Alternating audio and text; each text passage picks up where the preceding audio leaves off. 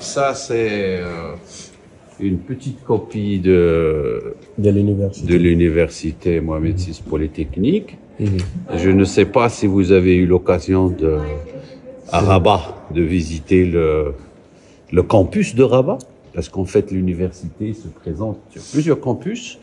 Celui-ci de Ben Guerir est le campus principal.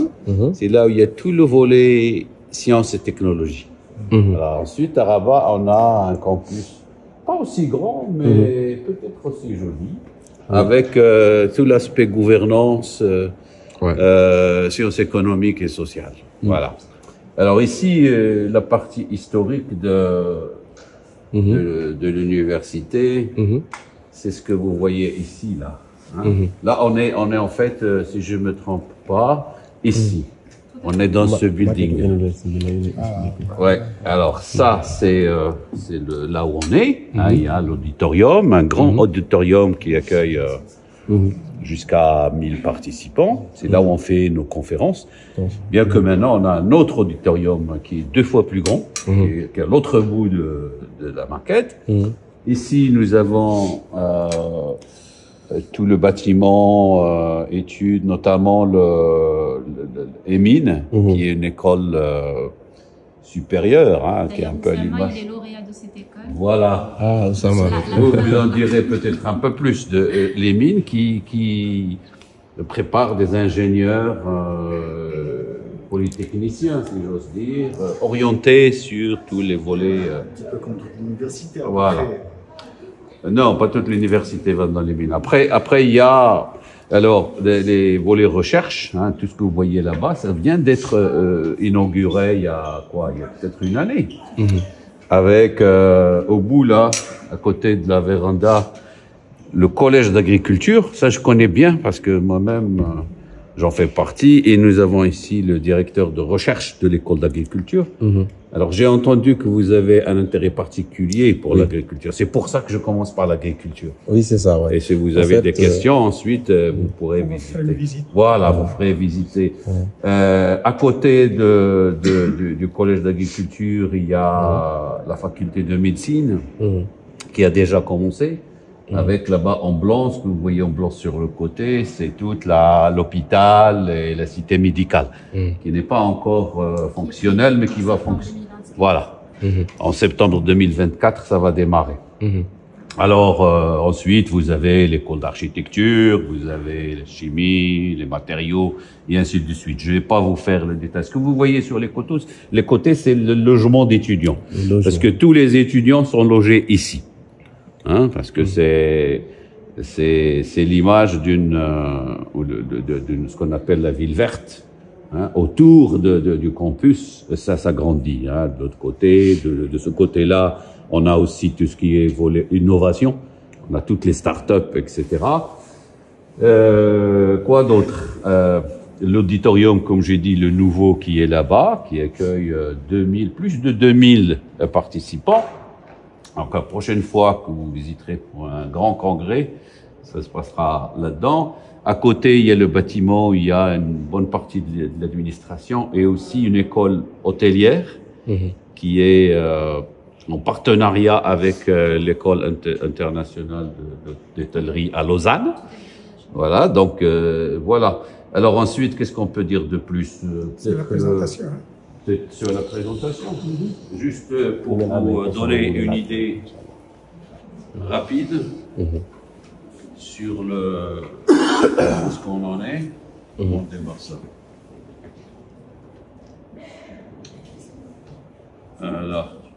Voilà. Et n'hésitez pas si vous avez des questions, hein, si vous voulez clarifier. En fait, également, il faut savoir qu'aujourd'hui, l'université est basée sur un système, ce qu'on appelle le learning by doing, donc l'apprentissage via la pratique. Et donc pour ce faire, l'université a mis à disposition aux chercheurs et aux étudiants ce qu'on appelle les Living Labs, ou bien les laboratoires vivants. Et c'est ce qu'on va avoir en fait l'occasion tout à l'heure de visiter, un des Living Labs qui est la ferme expérimentale. Donc par exemple pour le collège d'agriculture, ils ont la ferme expérimentale pour expérimenter leurs recherches, leurs travaux de recherche en pratiquant. Pour l'école d'architecture, donc les étudiants et les chercheurs en la ville de Ben Guerir. Pour l'école hôtelière, nous avons un hôtel d'application au sein de l'hôtel, au sein du campus. Et donc c'est vraiment impliqué sur l'ensemble des écoles de l'université. Donc si je comprends bien, en même temps la théorie, vous faites beaucoup de pratiques, c'est ça? Beaucoup de pratiques. Et pour chaque école, on a vraiment un living lab dédié pour la pratique. D'accord. Moom nee na comme par exemple école bi fii li ñuy théorie li ñuy pratique daanaka maanaam moom moo ko dañoo jox gëdd lool pratique bi nga xamante ne daanaka Sénégal mooy suñu problème waaw pratique bi daal nee na incha allah en même temps théorie bi daanaka luñ théorie rek fii dafa bëri ay bu fekkee ci wàllum agriculture bi am nañ ay ferme ak xeetu agriculture yoo xam dañ koy pratiquer fii waaw da ngay jàng di jëfe waaw noonu la. C'est quoi qu'on parle? C'est le Wolof? C'est le Wolof fii. On capte quelques mots. Ouais. En fait, lui, si vous parlez français, il comprend plusieurs mots, mais par contre, c'est juste pour un peu éclaircir les choses. Et l'arabe, vous comprenez un peu d'arabe? Fosha. L'arabe classique. Oui. Vous devez lire le Coran, donc vous connaissez un petit peu d'arabe. Oui, ce que je n'ai pas mentionné, ce qu'on n'a pas mentionné, c'est que qu'est-ce qu'elle a de particulier en fait cette université? C'est ce qu'il faut souligner. Des universités, il y en a beaucoup au Maroc. Ouais. C'est pas le... Cette université, c'est peut-être la plus récente, c'est certainement la plus récente. Donc elle a été inaugurée par Sa Majesté le Roi en 2017. Donc c'est un bébé. Ce qu'elle a de particulier, c'est que c'est une université qui est, en fait, tout autour, ça bouge encore. Hein. Si vous regardez de l'autre côté, vous avez c'est en pleine construction. C'est tout l'écosystème de l'innovation, les startups. Parce que l'idée, en fait, la vision de cette université, c'est pas seulement donner des cours, former des étudiants avec des diplômes, mais aussi de former les entrepreneurs africains. Donc, c'est pas seulement pour le Maroc, c'est former des entreprises de demain, dans tous les domaines qui sont liés au développement durable. Voilà, donc comme j'ai dit tout à l'heure, il y a plusieurs campus. Le principal, c'est celui-là de Ben Guerir, mais il y a celui de Rabat, on a un centre à Casablanca, Laayoune, dans le sud du Maroc, au niveau du Sahara marocain. Et là, nous avons un centre de recherche qui est dédié aussi à l'Afrique. Il s'appelle African Sustainable Agriculture Research Institute, qui est orienté vers toute l'agriculture africaine. C'est à Laayoune, Foum El Oued. Mazagan, il y a toutes les technologies de la chimie, des phosphates et tout ça, c'est sur la côte. Et bien sûr, il y a aussi quelque chose à mentionner, c'est le LIDEX. Nous avons un lycée d'excellence ici qui est très particulier. C'est une success story très particulière au Maroc. En fait, c'est un lycée qui prépare les étudiants pour le cycle supérieur. Ce sont des élèves qui sont pris à l'entrée du collège-lycée, qui sont choisis dans tout essentiellement dans les zones rurales du Maroc, et on les forme pour préparer en fait les grandes écoles. Ah, d'accord. Alors en particulier, les dernières années, le LIDEX de l'université a préparé donc l'entrée concours, par exemple, au Polytechnique Paris. Cette année, l'année dernière, il y en a eu 41 Marocains sur 60 étrangers qui font l'entrée du Polytechnique. Et plus de la moitié vient d'ici, vient du LIDEX. Donc ce succès, c'est pour ça qu'on a maintenant Tétouan, Youssoufia ailleurs. Ça grandit parce que c'est ouvert maintenant à toute la jeunesse du Maroc, non seulement dans le sud, mais aussi dans le nord. Il y a aussi les écoles du codage, je pense que ça... Pardon, Mazagan, c'est ici? Mazagan, c'est à El Jadida, c'est sur la côte atlantique. C'est là où il y a toutes les usines pour la transformation des phosphates, préparation de l'acide phosphorique. Et donc, avec ça, on a aussi tout un volet recherche sur tout ce qui est la chimie du phosphore. Voilà. Il y a juste un petit point que je souhaite souligner, c'est que le Cheikh, il a plusieurs centaines d'hectares au Sénégal de terres agricoles. Et je crois que il y a une bonne partie de ces engrais provient d'OCP. Ah ben voilà. Donc, il connaît déjà les produits de la boîte. Donc, j'espère qu'on aura l'occasion d'en discuter un peu plus dans les détails de coopération sur la fertilité, parce que c'est le collège d'agriculture, il travaille beaucoup sur ces domaines-là. Ça n'avance plus, ça. Sinon, on peut essayer. Non, non, c'est mort. Bon. Voilà. Et j'ai une question. Oui. Est-ce que ici il y a l'apprentissage des cultures sous serre? Pardon? Les cultures sous serre. Oui. Parce qu'en fait, le Cheikh, il vient Oui. de mettre en œuvre là-bas au Sénégal, donc Oui. de grands serres. Donc c'est actuellement. L'horticulture. Oui, pour l'agriculture. Oui. Donc, oui. Pour le collège, nous avons des plans pour aller aussi dans ce domaine, mais pas pour l'instant. Pour l'instant, il n'y a pas de recherche. Il n'y a pas de recherche, d'accord. Mais vous allez voir la ferme. À la ferme, ils sont en train de construire des grosses serres. Il y a de savoir-faire. Là, je l'ai vu même. Oui, c'est ça. Vous allez visiter plus tard la ferme expérimentale. Vous allez voir qu'il y a des serres. Mais ce sont des serres pour l'instant qui sont un peu classiques. Oui, oui. Voilà, oui, donc ça c'est quoi? C'est votre domaine? Oui, c'est ça. C'est le cerf qui est au Sénégal. Effectivement, ben oui, c'est super, c'est bien. C'est le cerf qui l'a construit là-bas. Donc oui, oui. Oui, ben bien sûr, ça, on pourra en discuter, voir.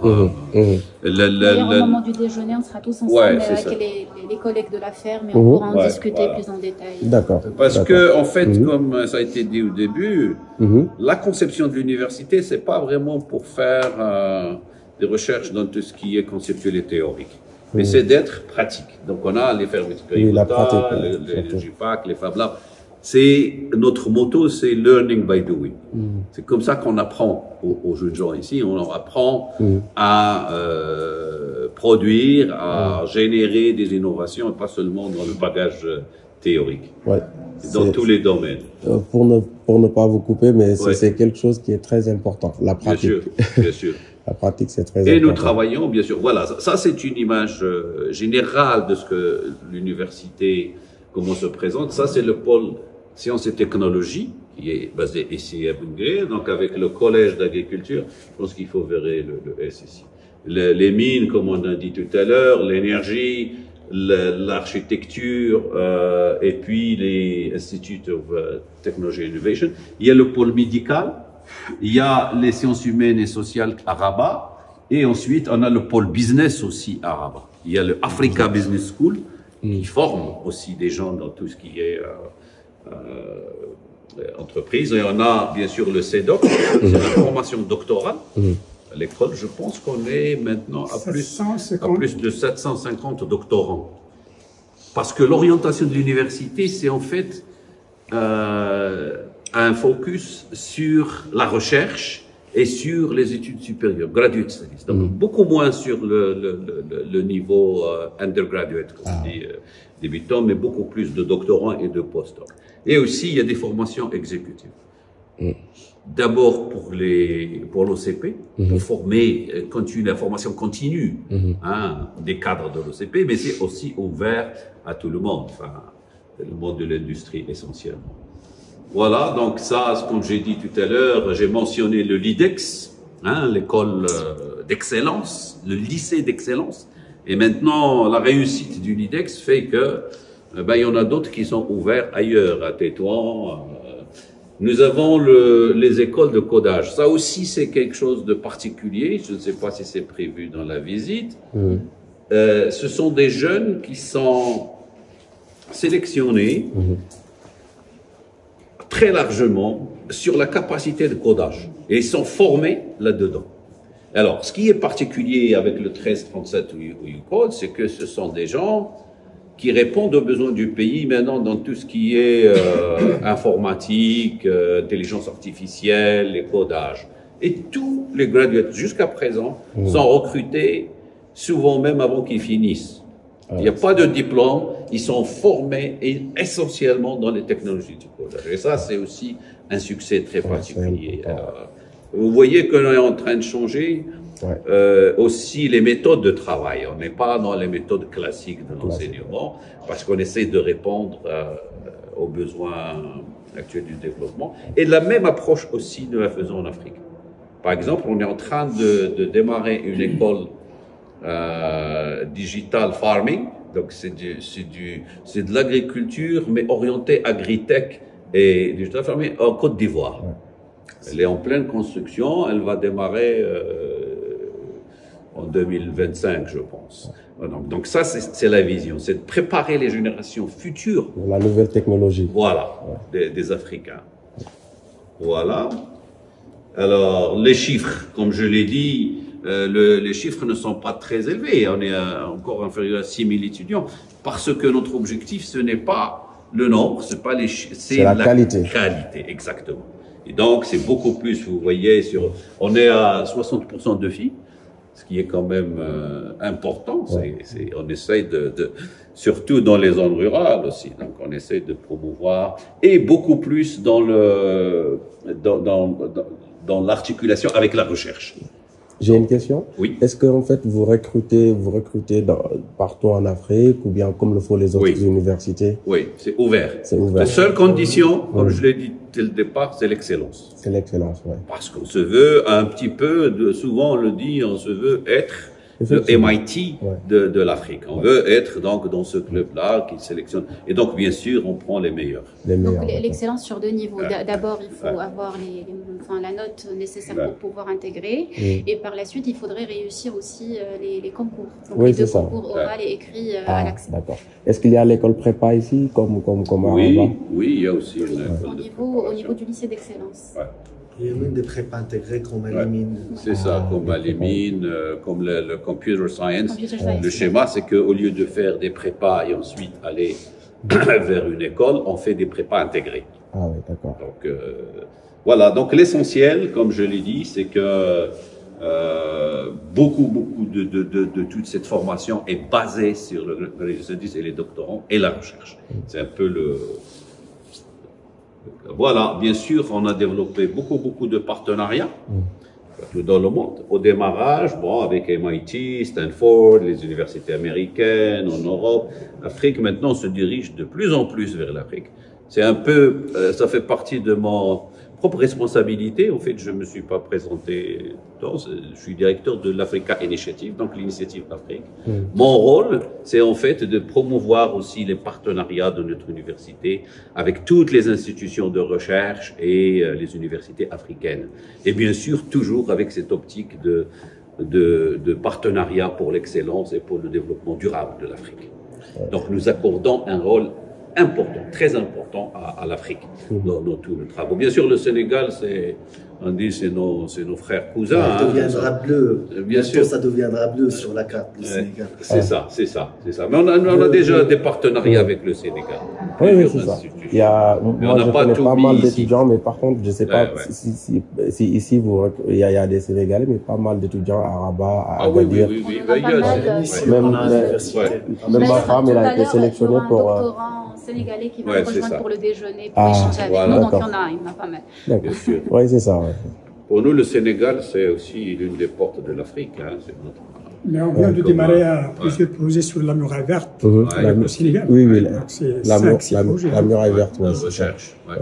Je crois la muraille verte, je crois la section, elle est tenue par Ali Haïdar, l'ex-ministre écologique. Oui, Ali Haïdar, c'est ça. Au Sénégal, c'est lui qui s'occupe de la section Sénégal. Oui. Il y a Omar Ba aussi, qui est de la CRMV. Alors, voilà, donc, comme je l'ai dit tout à l'heure, notre vision, c'est une vision orientée vers le développement durable. Et bien sûr, donc, là, c'est des exemples. Par exemple, en agriculture, on développe une nouvelle culture qui a été celle du quinoa, bien sûr, en partenariat avec d'autres centres de recherche. Et donc, c'est dans l'application sur le terrain avec les paysans. Et notre stratégie, par exemple, au Collège d'agriculture, inclut un volet très important orienté sur le développement. C'est un volet développement beaucoup plus que la recherche fondamentale. Et ça, c'est un peu l'idée. Alors ça, c'est une vidéo qu'on aime bien montrer en anglais. C'est Madeleine Albright qui donne...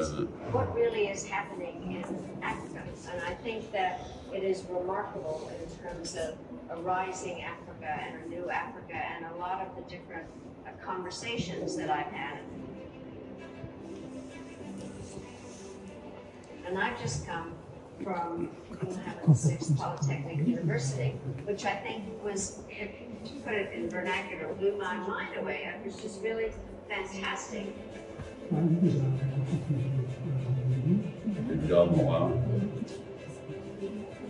Cette université n'est pas un type standard. Beaucoup de visiteurs illustres.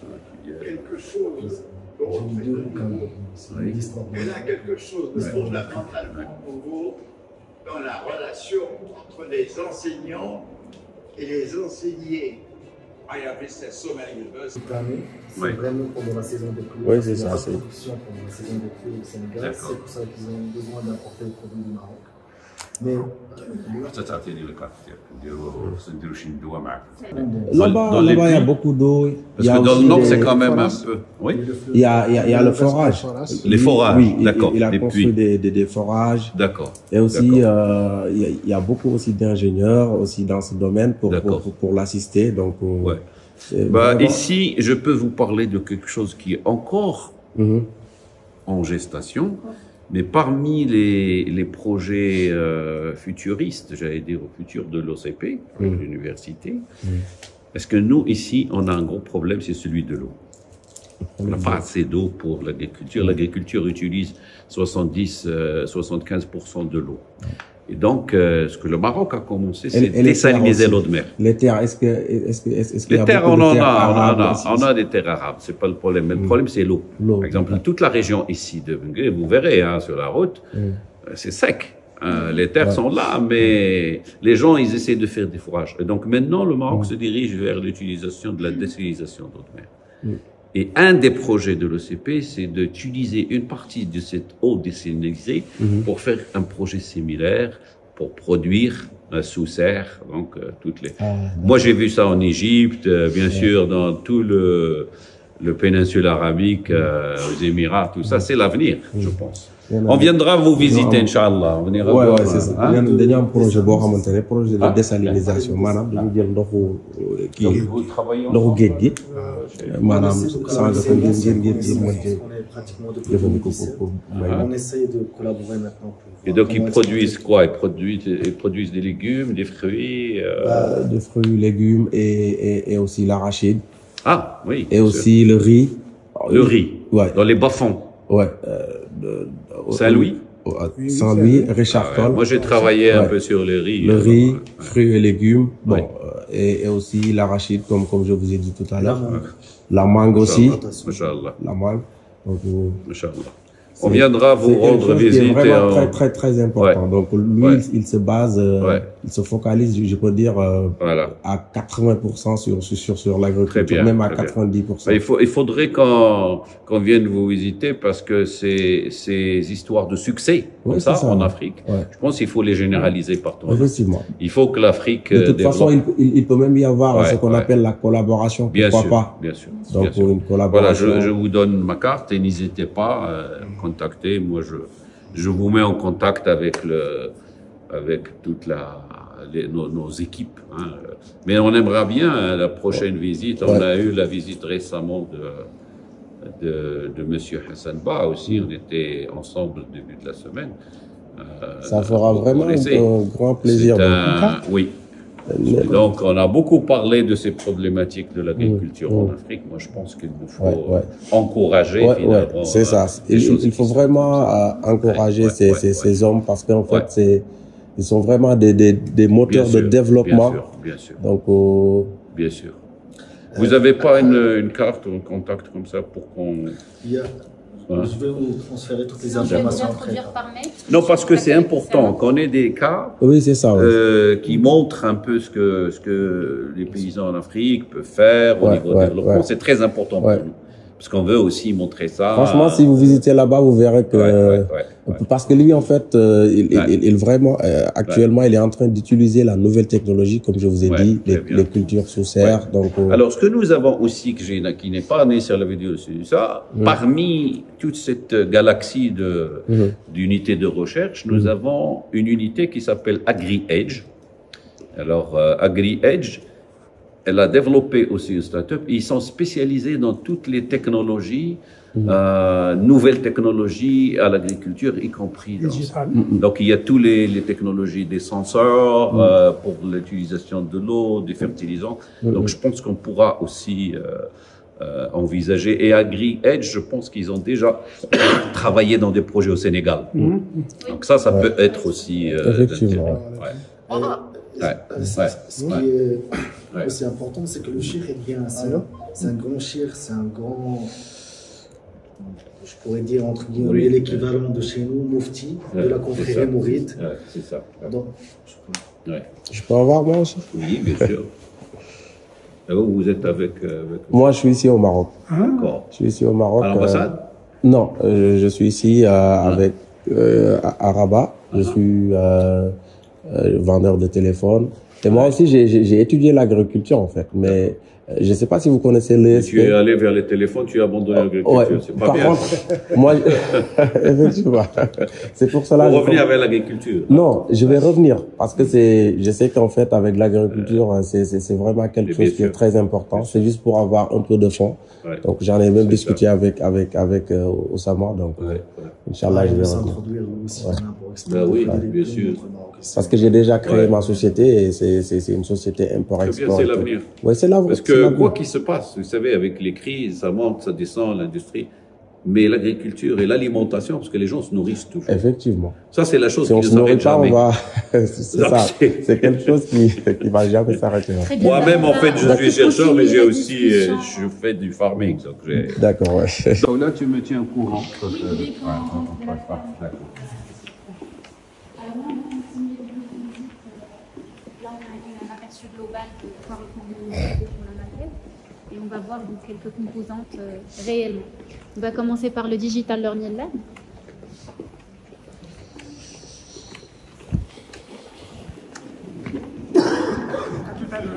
À tout à l'heure, merci beaucoup. Ce bâtiment, ça te rappelle ce que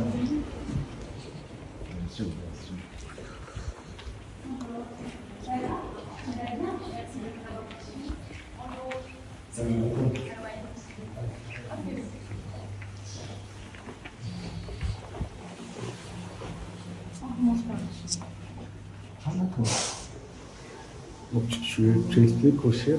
Oui. Ça, c'est le studio. On va faire les enregistrements des cours en ligne. Genre le professeur, il se met ici. Ouais. Donc il y a l'arrière-plan qui est en vert. Mais normalement, c'est la simulation qui est sur la vidéo. Il y a des interactions dynamiques. Effectivement, je sais comment ça se passe. Ouais. Donc, et ça donne l'impression qu'on est dans un vrai studio médiatique. Effectivement. Ça, c'est exclusivement pour faire des cours, c'est ça? Et pour faire... Donc, je me présente, je suis Béa Fatema, chef de projet e-learning ici au Digital Learning Lab. Donc, un plaisir de vous recevoir. Merci. Donc, le Digital Learning Lab est une entité de l'université Mohammed VI Polytechnique. Et notre mission, comme a dit le monsieur tout à l'heure, c'est en fait d'accompagner nos clients, qui sont bien les différentes écoles de l'université que les partenaires, dans la digitalisation de leur formation. Actuellement, on propose différents formats comme les MOOC, Massive Open Online Courses, les video learning, les modules interactifs et aussi les jeux sérieux qu'on appelle Serious Games. Donc, il y a vraiment un process derrière.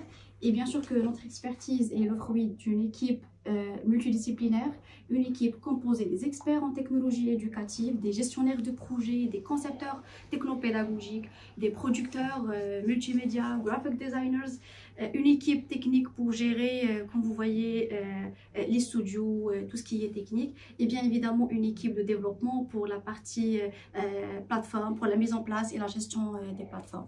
Donc il y a vraiment un process.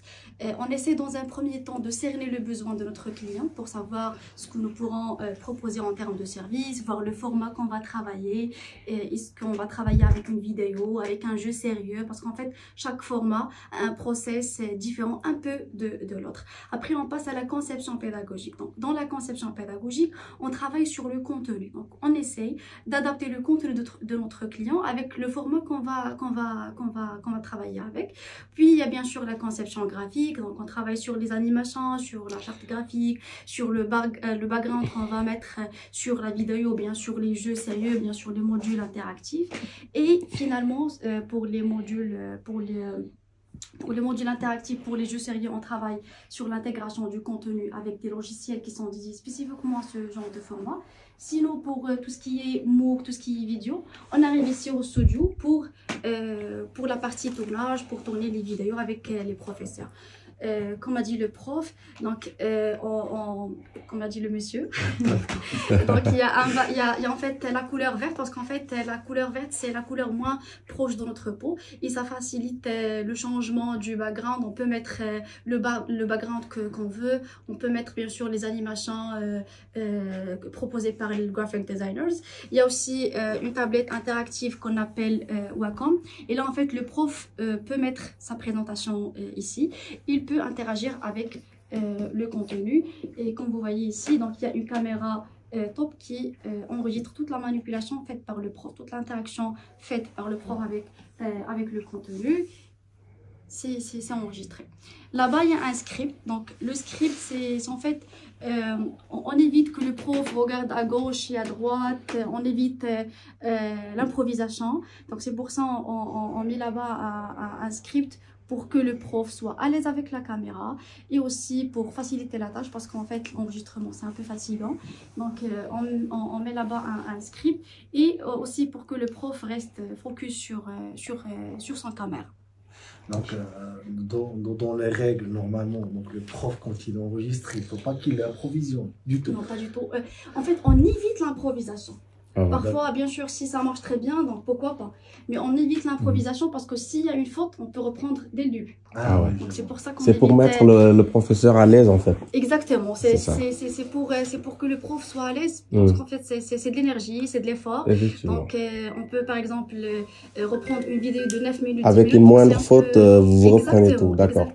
On peut bien sûr reprendre à partir d'une partie. Oui, d'une séquence. Pas dès le début, mais à un certain moment, on peut reprendre le temps. Donc c'est pour ça qu'on met là-bas un script pour faciliter la tâche à notre professeur. Donc actuellement, on a 3 studios qui sont équipés presque de la même façon, de la même manière, la même technologie. Et il y aura, Inch'Allah, dans le nouveau département, 12 studios avec les mêmes, beaucoup mieux que vous voyez ici, avec des studios qui sont plus grands, plus modernes, avec la dernière tendance, les dernières technologies, voilà, effectivement. Merci beaucoup, Fatima. Bonne Avec continuation. Merci beaucoup. Allez. Laboratoire mécatronique.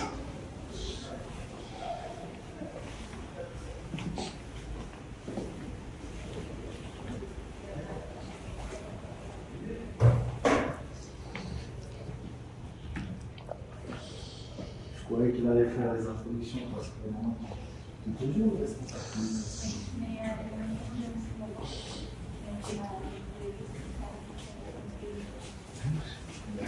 Super, ça marche.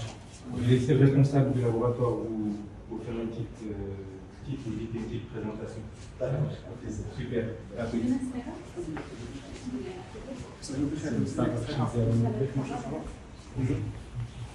Bonjour, ça va? Donc, on est dans le Fab Lab d'EMI, le premier Fab Lab créé ici à l'UNSIS. Donc, la philosophie adoptée par l'école, c'est donner plus, c'est-à-dire de liberté aux étudiants pour choisir leur propre solution et approuver à partir de la réalisation. C'est-à-dire, dans le projet pays, nous n'avons pas un cours magistral, nous donnons juste un cahier de charge aux étudiants et on laisse trouver les solutions, les approuver par réalisation. Donc, on commence toujours par des choses basiques. On commence par un projet qu'on appelle plateforme mobile, c'est-à-dire on utilise un moteur d'essai avec un servomoteur pour l'orientation. Donc, pour s'initier aux programmations et aussi aux modélisations. Donc, on commence par la modélisation mécanique, puis on switch vers la commande, c'est-à-dire à partir de l'Arduino. Et en final, on tient un projet qu'on peut simuler et contrôler à distance. Deuxième partie, on remonte la complexité, c'est-à-dire on passe à un autre projet, comme celui-là, le robot d'état. On l'appelle aussi un robot parallèle, puisqu'on utilise des 3 bras parallèles.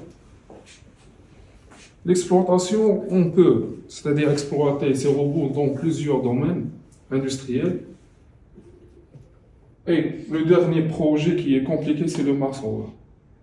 C'est-à-dire, dans ce projet-là, on essaie de regrouper toutes les solutions approuvées dans les premiers projets, et c'est-à-dire les intégrer ici. Donc là, ce sont tous des projets qui sont réalisés par les étudiants dans le cadre du module mécatronique, c'est ça? Non, c'est dans le module PI, projet d'ingénieur. On passe... projet d'ingénierie, c'est celui qui est réalisé dans les 2 premières années, cycle préparatoire intégré? Oui. Ah d'accord. Après, on passe au projet mécatronique, ce sont des projets plus compliqués. Dans ce projet-là, les élèves sont groupés de 4 élèves au maximum. C'est ça. Combinés entre eux. Travail par groupe, par binôme. Ici, on a un groupe de 12. Ici, on a des groupes de 12 élèves, c'est-à-dire séparés en cellules, c'est-à-dire cellules achat, mécanique, électrique, communication et un chef de projet. C'est-à-dire on essaie de laisser les zéros dans le monde industriel. Donc on a un projet CNC, c'est-à-dire un éditeur au CNC, un découpe laser, un robot d'assistance, c'est celui qui va nous remplacer par suite pour présenter ce qu'on fait ici. Et on a un robot câble, c'est-à-dire similaire au robot utilisé dans le stadium pour faire des vidéos en direct. Et on a un assembleur de piles boutons. Ce projet-là, c'était pour un client réel, c'était pour le labo de MSN. Donc, l'objectif ici, c'est pas de réaliser les projets, mais plutôt de s'initier aux gestion de projet. C'est ça, ouais. C'est-à-dire comment aller à un cahier de charge, c'est-à-dire préliminaire, c'est-à-dire pas bien défini, c'est-à-dire discuter avec le client. Les clients, c'est nous, c'est-à-dire les encadrants, en même temps, on est les clients. C'est-à-dire satisfaire les besoins du client et arriver à un projet qui peut être présentable. Je peux vous montrer les projets.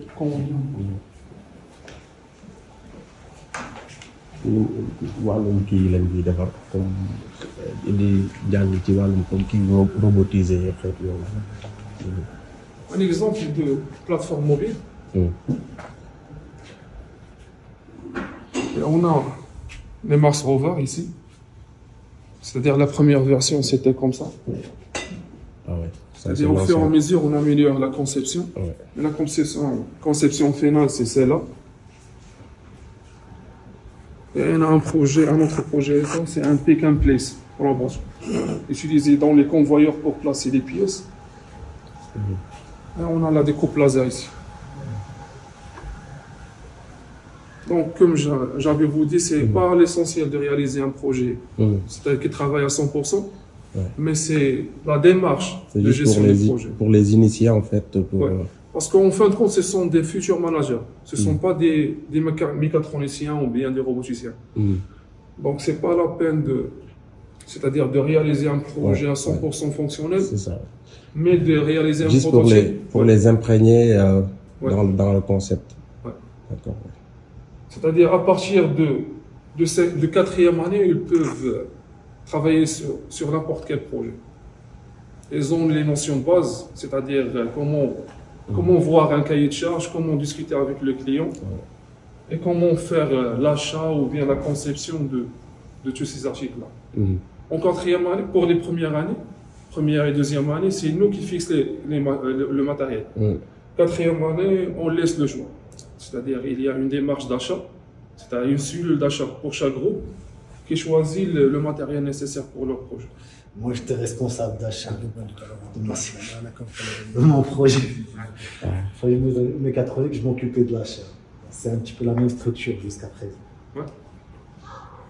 On n'a rien changé, c'est-à-dire c'est juste les projets qui changent. C'est les mêmes projets sur lesquels tu as travaillé Non. Nous, à l'époque, c'était un scanner 3D, 3 dimensions. Pour des Vous étiez avec Sofiane, avec Non, j'étais avant Sofiane. vraiment en 2017. Très bien, merci beaucoup Younes. Merci de nous avoir reçus et bonne continuation. Merci. Très bon jour. On va passer Clara.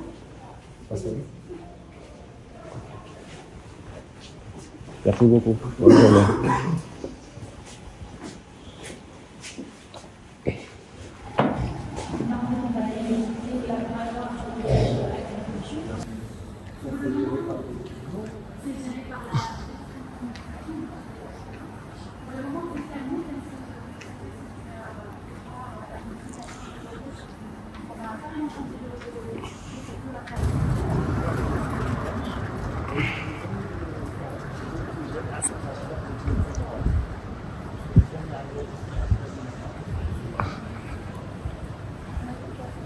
Pour le moment, ça permet de générer à peu près 30% de la ça va.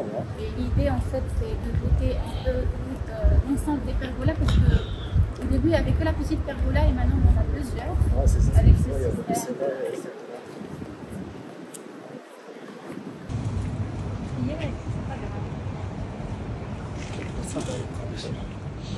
Merci.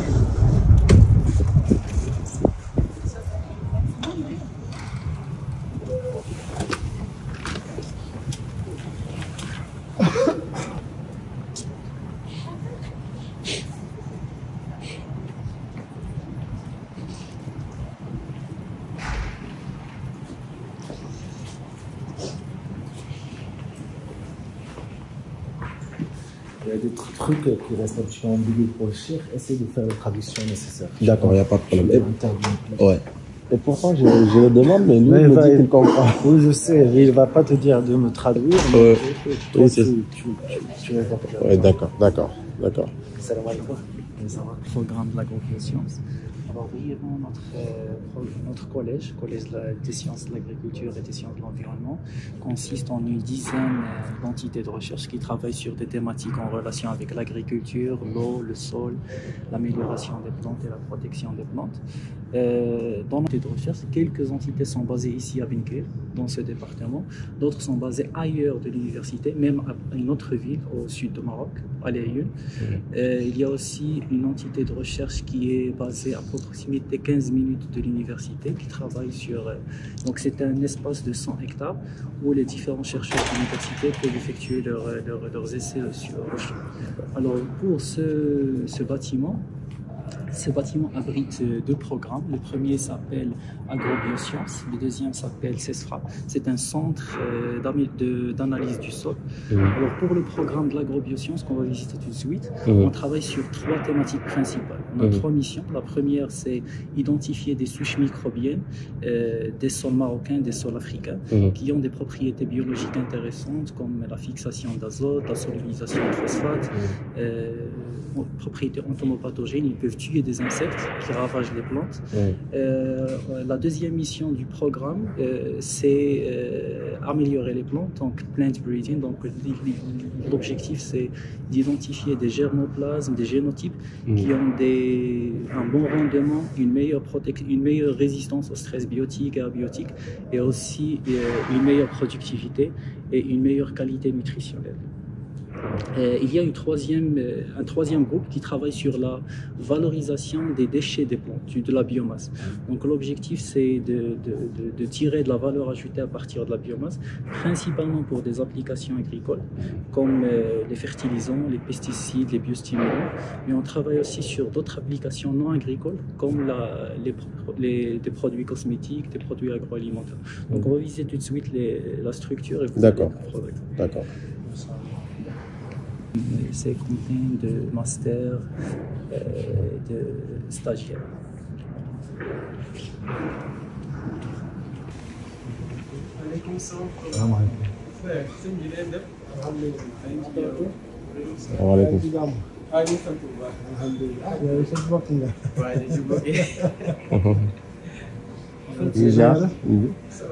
On a plusieurs étudiants internationaux, principalement de l'Afrique, on a vu.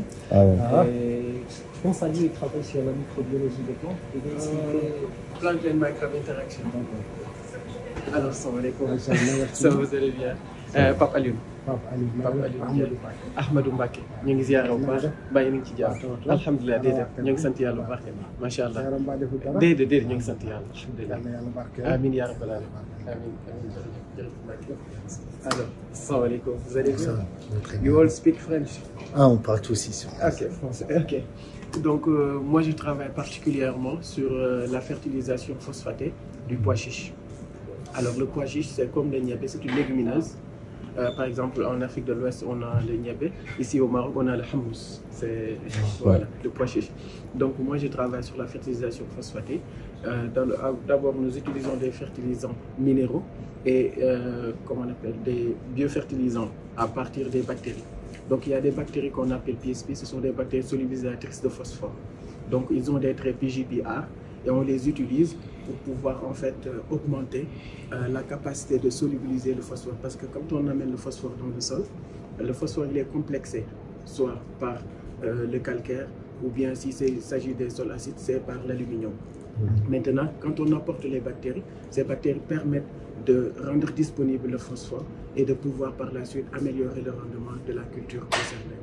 Donc nous, on fait une association entre les fertilisants minéraux et aussi les biofertilisants d'autre côté pour tester en fait les traits PGPR et de voir en fait quelles sont les bactéries ou bien quelle est la combinaison qui donne le meilleur rendement et qui optimise aussi les paramètres agrophysiologiques.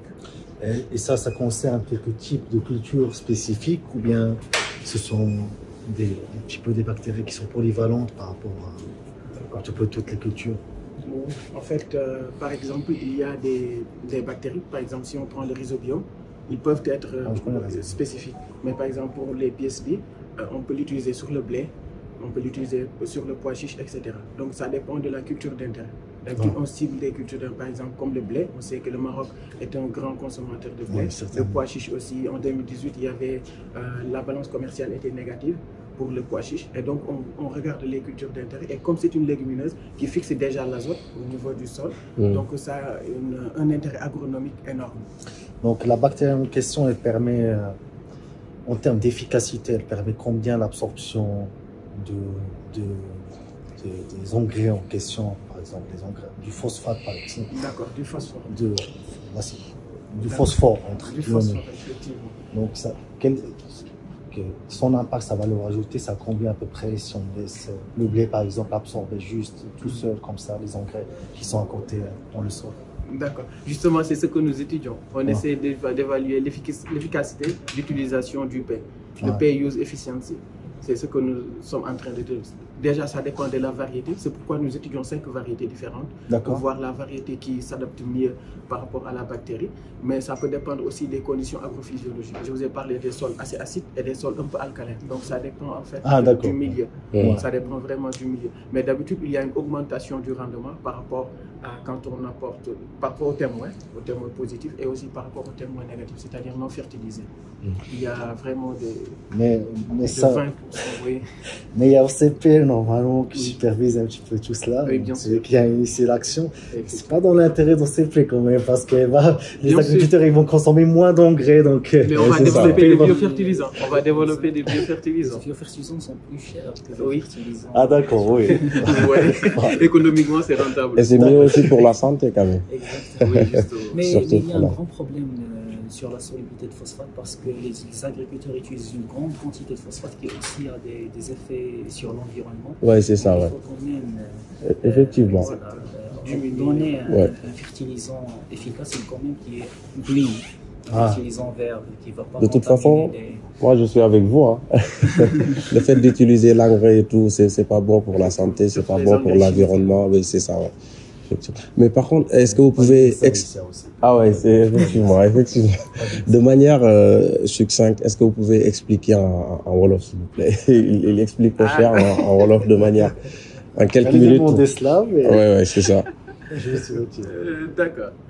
Kon ci gàttal rek xam naa li ñuy def fii nii ci bërëb bii ñu nekk nii mooy dañuy jël pois chiche nag miinuma tur bi ci waa waaye comme ñebe la mel moom en fait lu tax mu intéressant lu tax mu am solo mooy maanaam pois chiche bi dafa am ci jaww ji li ñuy tuddee azote azote boobu nag moom pois chiche bi racine pois chiche bi da koy fixé ci sol bi. léegi bu ko fixé ci sol bi day permettre non seulement engrais bi nga xamante ne waroon nañ ko indi ci azote. moom da koy wàññi. parce que boobaa moom dina ko fixé ci jaww ji. am ay association symbiotique. maanaam ay xeet la ay microbes yoo xamante ne ñoom ci suuf si. ñooñu ñooy def association ak racine bi. ñu fixé azote bi nga xamante ne moo nekk loolu ñu koy tuddee ay nodules. mooy augmenté li nga xamante ni mooy maanaam capacité plante bi pour mu mën a absorber loolu noonu yokku rendement bi léegi nag dafa am benn problème bu rëy mooy maanaam phosphore bi parce que dafa am ñetti éléments yu am solo muy NPK N bi mooy azote bi P bi mooy phosphore K mooy potassium yooyu nag lu tax ñu am solo mooy maanaam ñooy tax plante bi mën a màgg plante bi bu màggee nag mën a jur bu baax maanaam mën a am rendement meññeenteef bu baax léegi nag maanaam buñu pee bi moom problème bi mooy bu ñu ko indee ci suuf si da koy nacc ba nga xamante ni plante bi racine bi du ci am accès du ko mën a dem jëli léegi loolooy waral nag dañuy utiliser ay yeneen bactéries yoo xamante ni ñoom li nga xamante ni quantité phosphore bi ñu nacc ci suuf si ñoom mën nañ ko libérer pour plante yi mën ko jël léegi nag ñun li ñuy utiliser mooy dañuy fexe ba jël bactéries yooyu def ko injection maanaam inoculer ko ci suuf si buñ ko inoculer nag par rapport ak li nga xamante ni moom lañ indi comme engrais chimique ñu jéem ko wàññi xool ban combinaison mooy gën a mën a en terme de rendement économique maanaam ci koom ak tamit ci maanaam meññamteef bu baax ban moo ci ëpp njëriñ léegi bu boobaa nag loolu la ñuy jël ñu développé ci benn li ñu tuddee consortium mooy association entre bactéries bi ak ay rhizobium yi nga xamante ni ñoo nekk ci suuf si maanaam microbe yi nga xamante ni ñoo nekk ci rhizosphère maanaam ci suuf si waaw pour yokk maanaam meññanteefu garab gi muy pois chiche loolu Ouais, Ali est aussi un écrivain. Ah oui, il écrit de la poésie. Oui, je suis aussi poète. J'ai publié mon recueil de poèmes l'année passée. J'écris aussi en wolof. J'écris aussi des khassaïd, oui. Des khassaïd en arabe. J'ai écrit un pour mon père. Ah ouais. Donc, et sur le prophète sallallahu alayhi wa sallam. J'ai déjà lu un livre. Ah ouais. Avec de poésie. Il faut penser à présenter ça à la bibliothèque, un cercle de lecture avec les étudiants. Déjà fait, on prépare un autre, Inch'Allah. Une autre édition, très bien. Ben, merci beaucoup de merci nous avoir reçus. Allez, merci. C'est juste peut-être qu'il y a d'autres les appels. Salut, vous allez bien? La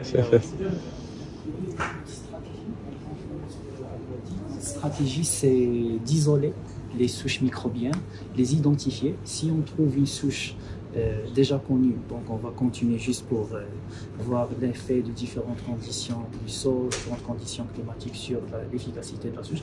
Mais s'il y a une nouvelle souche, donc l'étape suivante, c'est isoler le matériel génétique et identifier la souche. Donc on extrait le matériel génétique ici. Et on l'envoie au centre African Genome Center. Je ne sais pas si vous l'avez déjà visité. Non, on n'est pas encore. Donc c'est un centre spécialisé dans le séquençage de l'ADN et de l'ARN. Donc on va séquencer le matériel génétique. Si on trouve une souche particulière, on va classifier. On va le breveter peut-être. Et comme ça, vous avez des machines de séquençage de ce laboratoire? Notre labo, c'est juste microbiologie. Donc on est spécialisé juste par... Le maximum qu'on peut faire, c'est isoler le matériel génétique. Vous faites comment pour le séquençage? On envoie au centre African Genome Center pour le séquençage. Ah, d'accord. C'est juste ici à l'université. Ah, l'université. En principe, la stratégie ou l'idée de l'université, c'est on travaille en équipe.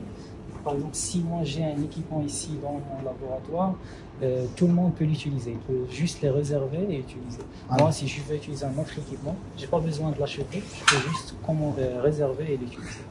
Pourquoi je pose la question? Parce que je crois qu'il y a une dizaine ou quinzaine d'années à peu près, le séquençage, ça coûtait énormément cher. À peu près $1 million pour une chose qu'on peut faire maintenant pour 100 ou bien $150. Donc à peu près en construction. Du coup, je suis toujours un petit peu attiré par cette question séquençage, soit au niveau agronomique, soit vraiment dans la médecine, dans le maintenant, biologique. C'est quelque chose de... On le fait tout le temps, on séquence presque toutes les souches microbiennes, donc c'est pas vraiment très cher. Donc ici, c'est une salle microbiologique standard, donc pour isoler les souches microbiennes, pour les purifier. Donc au début, on a un consortium de bactéries qui contiennent des dizaines d'espèces microbiennes, de souches microbiennes. Donc ici, on les purifie, on évalue chaque souche toute seule, pour vraiment savoir quelle est la souche efficace qui donne cet effet intéressant.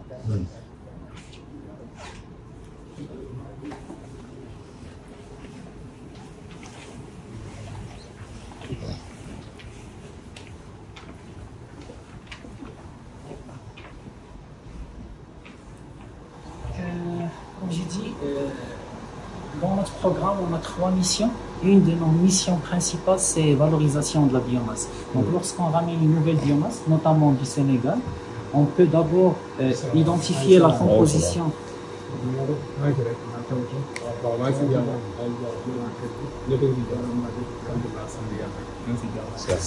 D'abord, lorsqu'on ramène une nouvelle biomasse, la première étape, c'est identifier la composition chimique.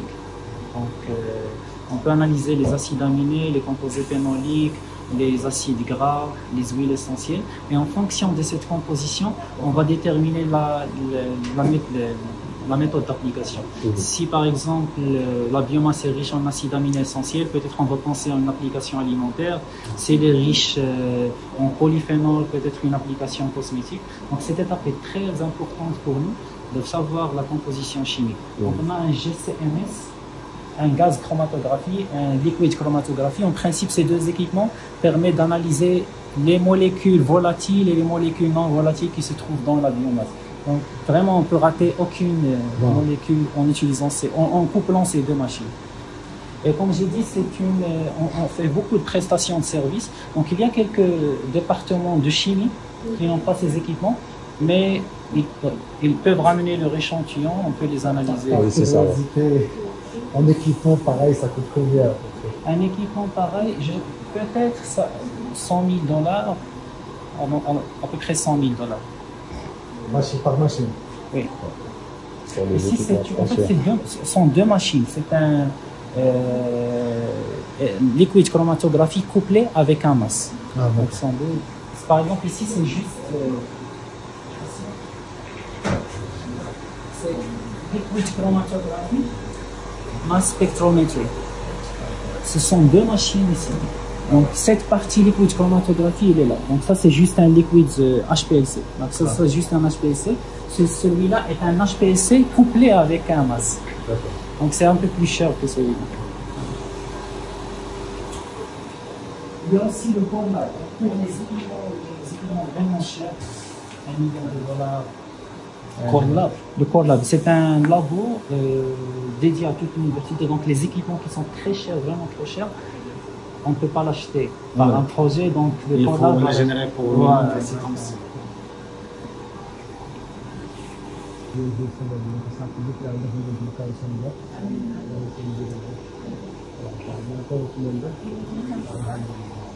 Tabarakallah. dama àndoon ak sama xarit bi ñëw doon visité fii xam nga dama yëngu ci wàllu mbay ci def lu yaatu nag tàmbali ci def ay serre de Sénégal waaw Ngéeñeen waaw ak Thiès ak Diass am na yeneen yoo xam ne bëgg naa ko taxawal ci yeneen i barab léegi nag sama xarit bi moom dama wax ne ma il faut que ñu jaar ci université bi ngir ñu visité ko ngir ñu dolli ko ci xam-xam loolu tax na dañ ci door a dugg te seer yi tàmbali nañ ko daaw yàlla ñu ci def sutura waaye nag dana laaj na nga am dañ ñu la accompagner waxal pour ñu gën a am solo merci beaucoup merci xam naa damay jël seen numéro ku ma ci mën a jox numéro su ko defee ñu mën di jokkoo asalaamaaleykum. waaleykum salaam. ça va ça va. بخير على خير. ça va.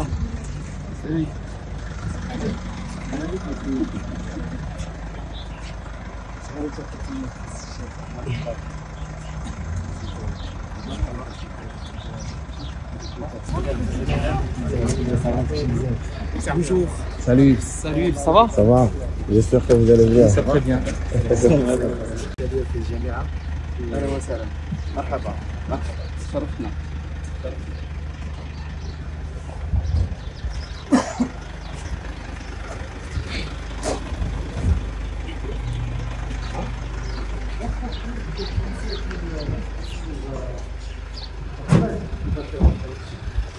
السنة الثالثة إن شاء الله هذه السنة يكمل الدكتوراه تاعو إن شاء الله. ما شاء الله. koo dëkk Sénégal. maa ngi dëkkee Diass commune Diass. commune Diass. côté Mbayane. côté Mbayane c'est bien côté wu laa dëkk quoi mais maa ngi jàngee Dakar laa jàngee Dakar laa sama parents yi nekk Diass. li ngeen dafa voyagé rek ba dara métti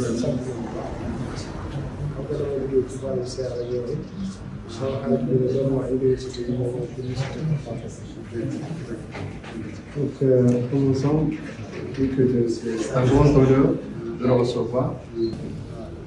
waaw mu leen di ziar di leen sant si visite bi waaw nga ñëw visité université bi ñëw visité wàlle ferme bi aussi mu ne waaw bégte la si moom daal waaw kontaan bu baax waaw ñu leen dalal bu baax a baax.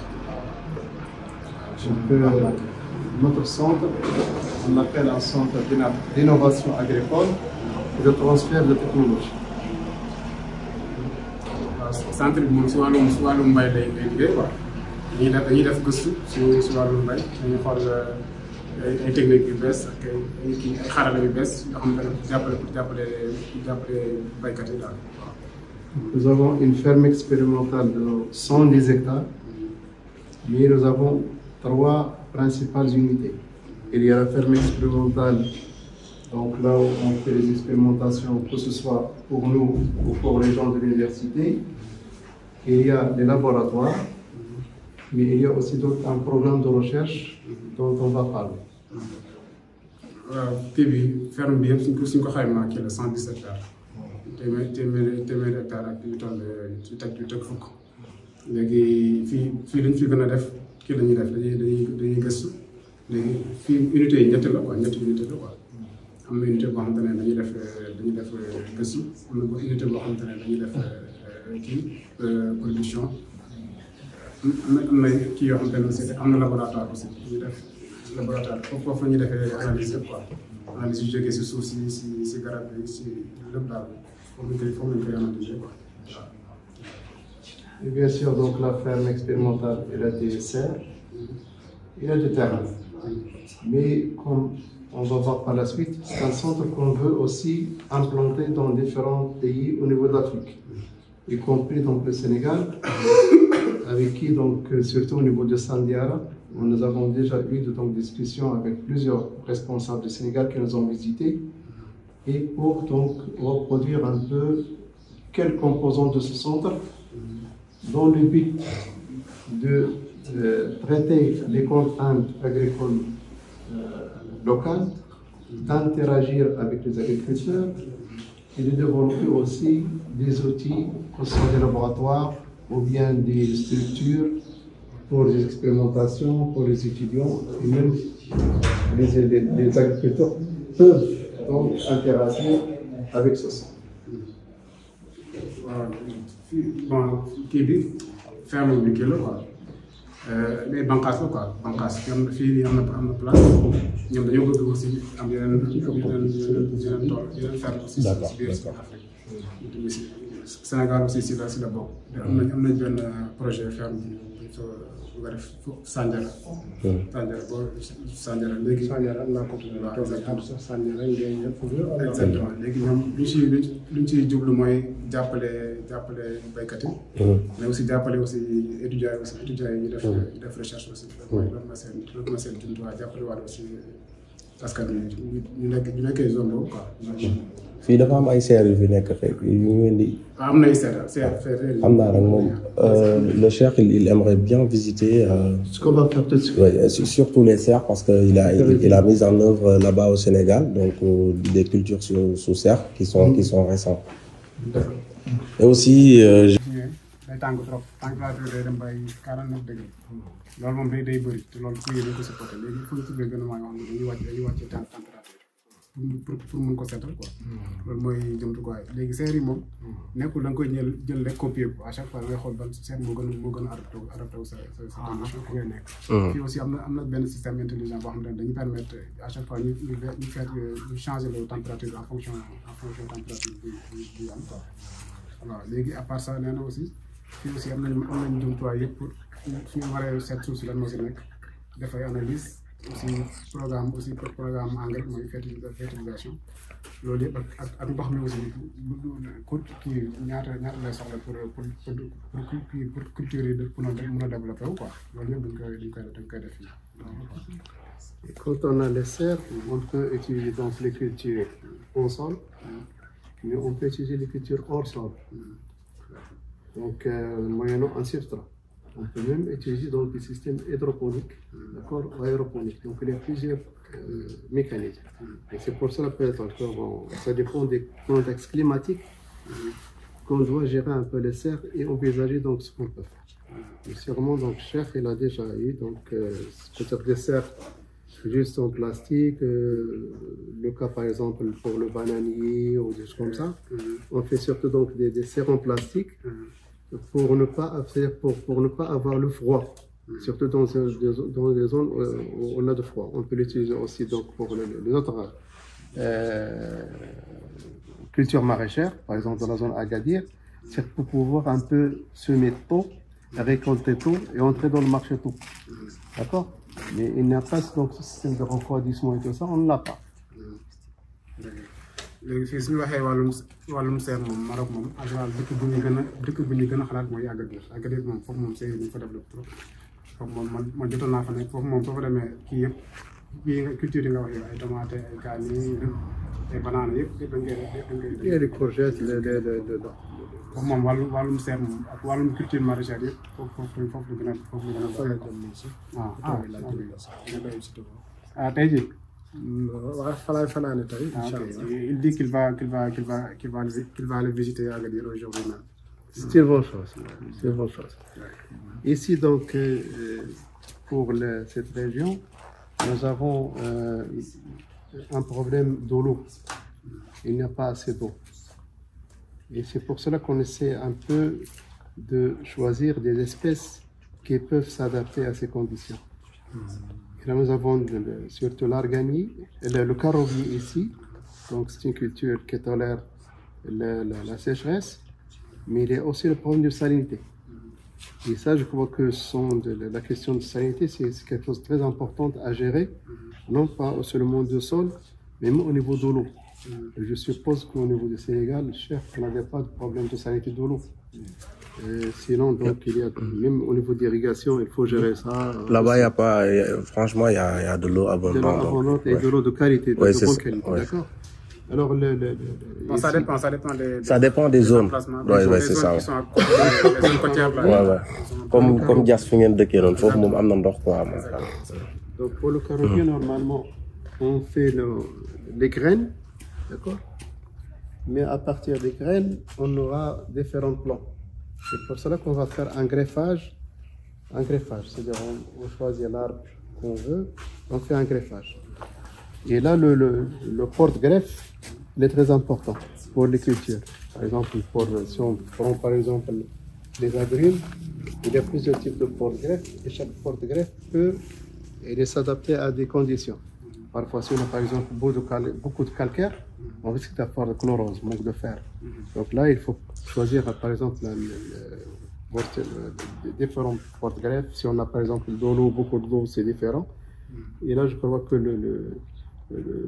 peut-être pour les cultures qu'ils ont ou les arbres fruitiers, il faut penser peut-être à des porte-greffes qui peuvent supporter à la fois s'il y a un stress, mais surtout question de maladie aussi, donc on peut choisir le porte-greffe. Ça, c'est juste, je crois, qu'il n'a pas ce problème, mais c'est quelque chose qui est très important aussi. Bon, nous aussi wàllum greffage quoi, greffage aussi. Greffage suñu waxee greffage ñaari parties lañuy boole quoi. Am na partie mooy garab bi buy jël si suuf si ak buñ ciy toxtal quoi. Léegi li supporté greffe moom loolu dafa war a kii. Dafa war a méngoo suuf waaw su nekkee suuf daa am problème mu calcaire wala problème mu xor xorom wala problème mu ndox dañu war a choisir benn kii boo xam ne dafa adapté wu si sol bi quoi waaw fu ñu koy def waaw fu ñu koy def exactement des fois aussi day am ay feebar aussi waaw. Donc, système intensif, l'investissement est lourd. Donc, il faut penser aussi à une application des engrais qui est efficace. Et quand par exemple, on pense de l'application des engrais, on peut les appliquer à la main, on peut les appliquer sur les feuilles, ou bien on peut les appliquer avec l'eau, ce qu'on appelle fertigation. D'accord? Pour le moment, donc, nous allons voir un peu les stations de fertigation. Et que la tomate si wàllum kii la wax quoi si wàllum engrais quoi su ñuy wax engrais moom am nga ñetti manière ñu koy indee ñu koy joxe garab yi mën na nekk ci suuf si mën ko jaarale ci suuf si mën nañ ko def si forme de ndox aussi wis ko si kii yi mën nañ ko defee aussi sous forme de fertilisation mën nañ ko jaarale ay tuyaux kii engrais exactement c'est ça. Il est indéterminé là. Ah bien sûr, pas les sages. Donc ça c'est la tomate et ça c'est un substrat. Donc on doit ajouter des éléments nutritifs en changeant la quantité et la composition le long du cycle de la culture. D'accord? waaw léegi xam nga lii tomate la léegi tomate bi suñ koy kii suñu indi ferñeent yi ay azote ay phosphore loolu lépp nekkul da nga indi yëpp dafa na ko benn phosphore, potasse, zinc, l'ensemble élément yëpp mais soo indi élément yëpp doo ñëw rek indoo ko benn en fonction plante bi suy màgg à chaque fois day changé c'est-à-dire day bokk besoin yi bokkul à chaque fois nga war a indi loo xam te ne daa méngoo ko plante bi ça c'est ce qu'on appelle une tomate indéterminée. Une tomate déterminée, il a un cycle.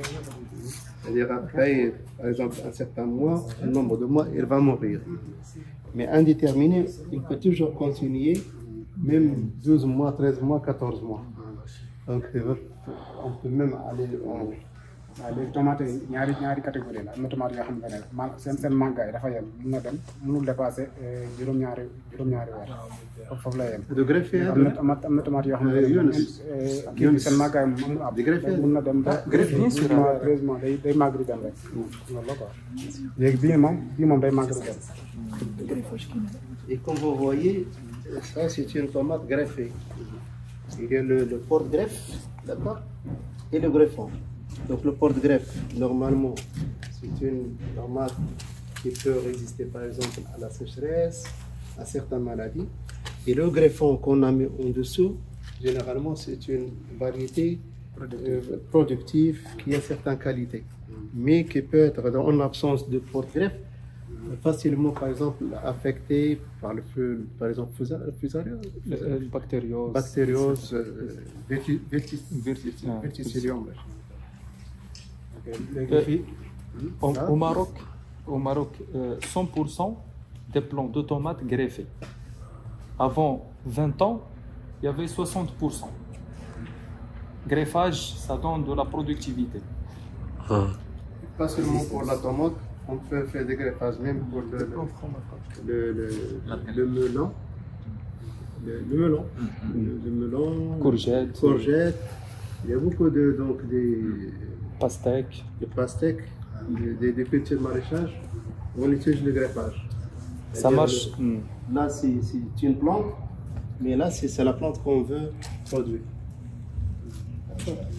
Au Sénégal, ça marche. Ça marche tomate, courgette, pastèque. Ça marche très bien.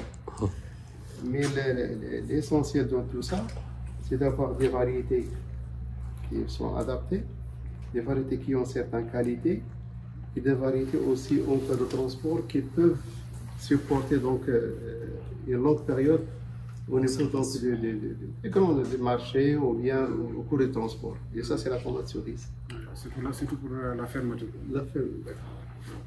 waaw léegi moom si wàllum greffage la wax le greffage daa am photographe ak greffon léegi photographe moom pour kii la pour plante bi mën a supporter ay feebar yooyu noonu yëpp léegi beneen bi mooy nekk si kaw mooy greffon bi moom la ñu woowee greffon léegi loolu moom mooy produire quoi moom bu muy gën a joxe rendement rek moom moo gën a baax quoi loolu moom ça dépend si variété ngay choisir da nga war a choisir benn variété boo xam te ne moom day joxe rendement bu baax quoi à côté rendement aussi am na qualité ndax aussi xam nga suñu transporter tomate bi par exemple ces marché yooyu yëpp tomate dafa war a résistant warul kii rek warul par exemple waruñu ko transporter si benn distance rek mu topp yàqu fermeté bi dafa war résistant quoi.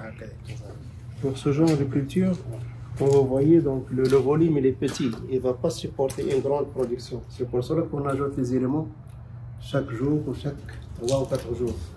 Par contre, si on a un sol, normalement, on doit savoir qu'est-ce qu'on a dans le sol comme élément nutritif, comme nutriment.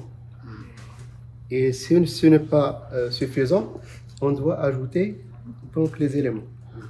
Et pour ça, on doit faire des analyses de sol pour savoir ce qu'il y a dedans. Et puis, en sachant, par exemple, la production finale et quelle serait la quantité qui la demande, on peut compléter en conséquence.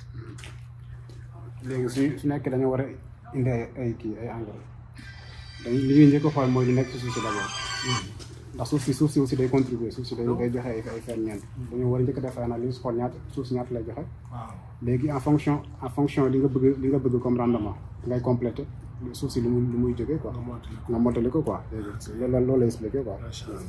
C'est-à-dire la même culture qui a deux rendements différents, le besoin sera différent.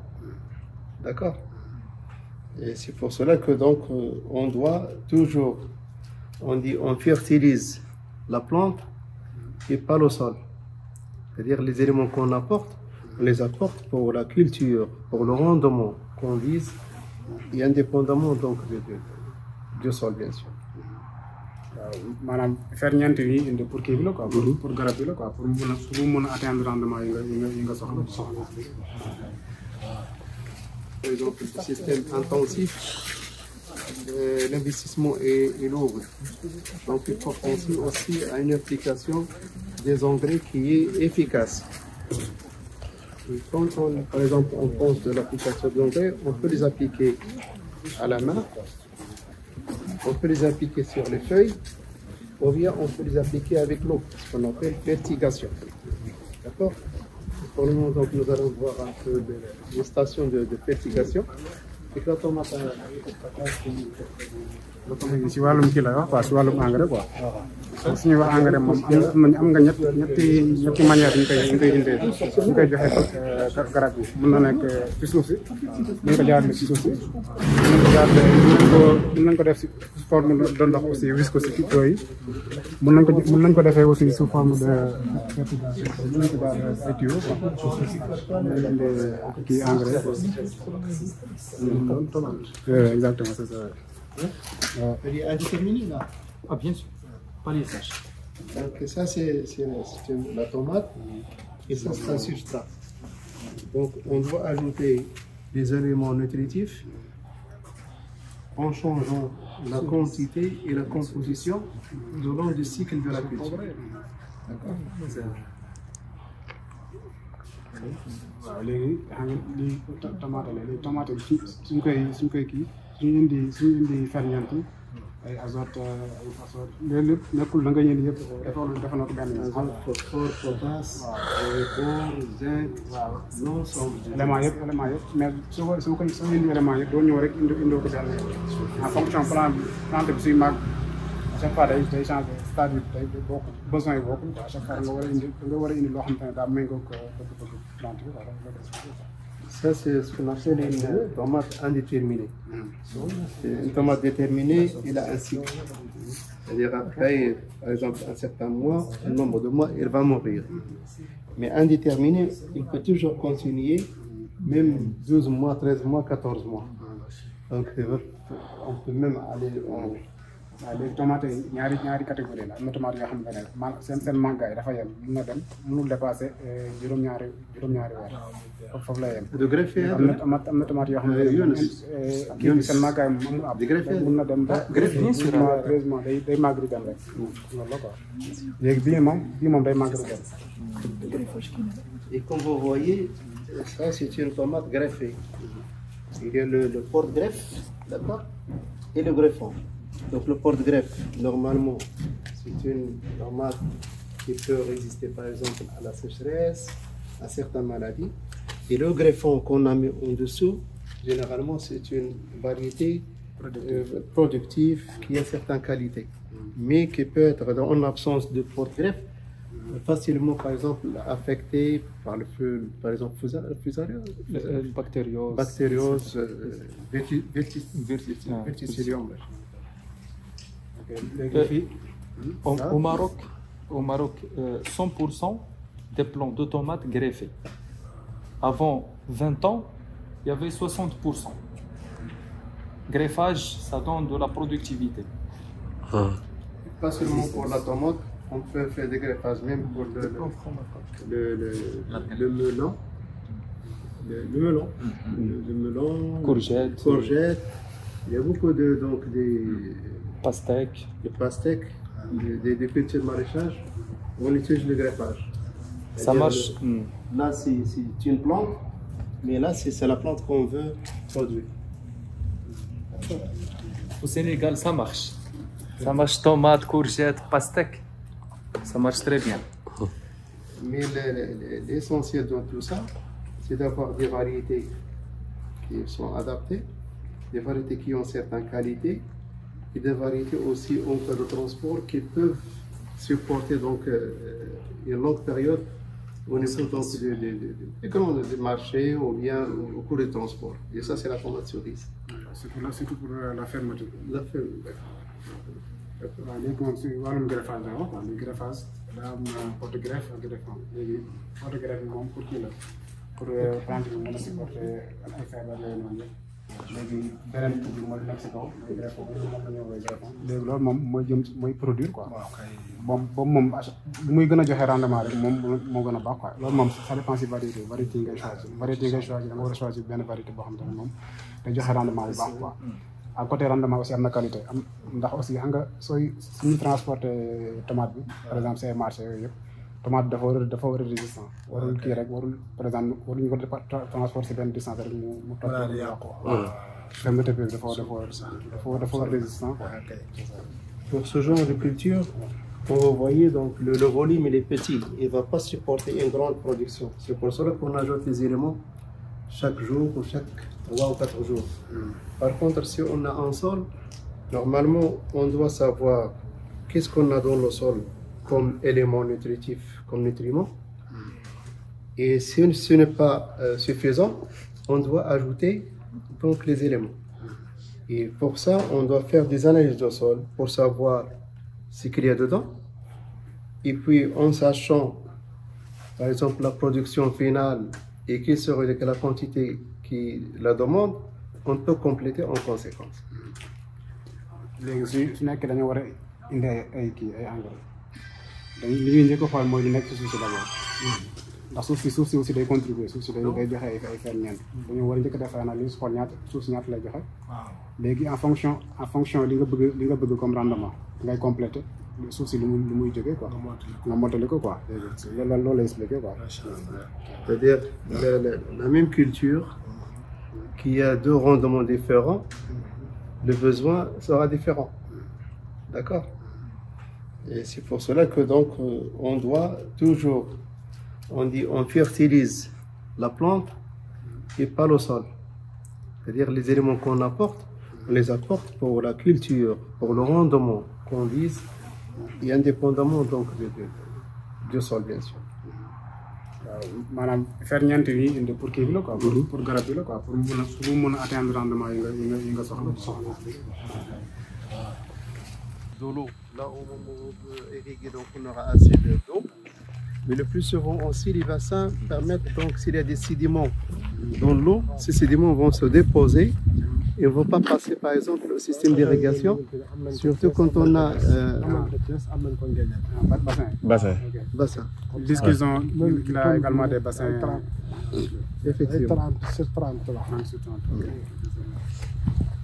Bon, nous m'expliquer moi quoi objectif au bassin quoi bassin c'est l'objectif ñaar manam su nekké terme bi nga gas bu muy jaxasi ndox bariwul da ngay ngacc nga stocké ko ci bassin quoi waaw kay wala su nekké ndox mi dafa bari ay sédiments manam ay yeneen particules yo xamantene dafa nekk ci biir ndox mi soo ko defee ci bassin bi dañuy wàcc quoi après di nga mën a utiliser donc ci kaw quoi am na ñaari objectif.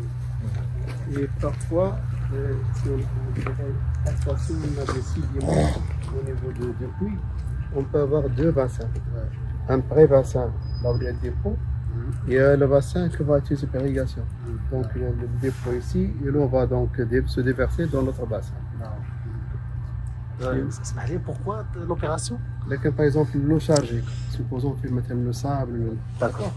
Donc il y a le dépôt au niveau du premier bassin.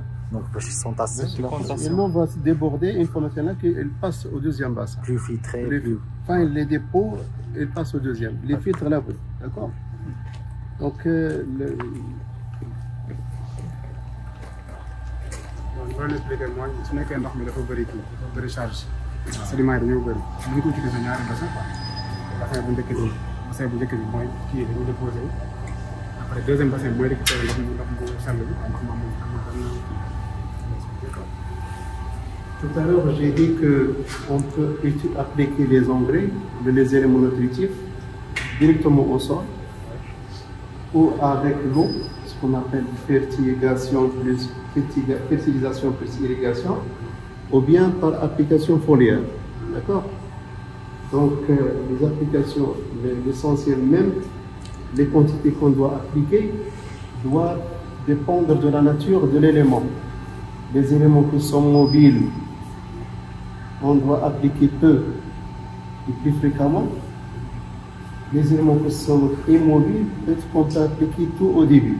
D'accord? C'est le cas par exemple de phosphore, potassium, mais on doit aussi prendre en considération le type de sol. Un sol sableux ardramli, ce n'est pas la même chose qu'un sol lourd.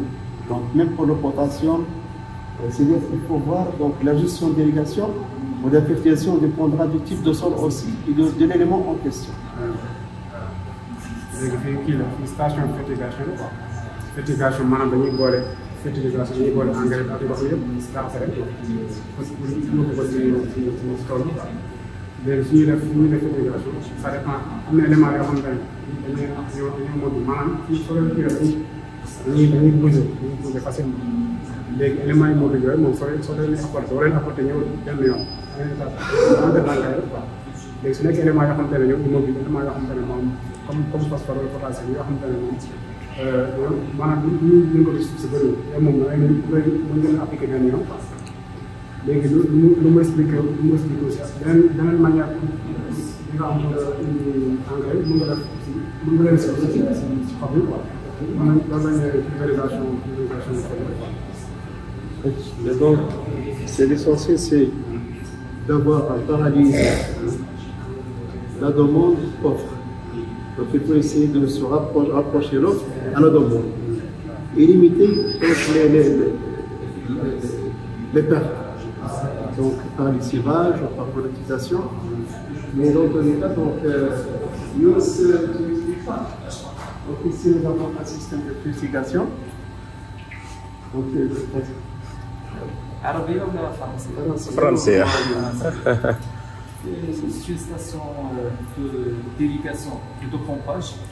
C'est au niveau de cette station qu'on fait premièrement la filtration de l'eau, parce que le bassin, l'eau collectée au niveau du bassin, elle est chargée, des impuretés.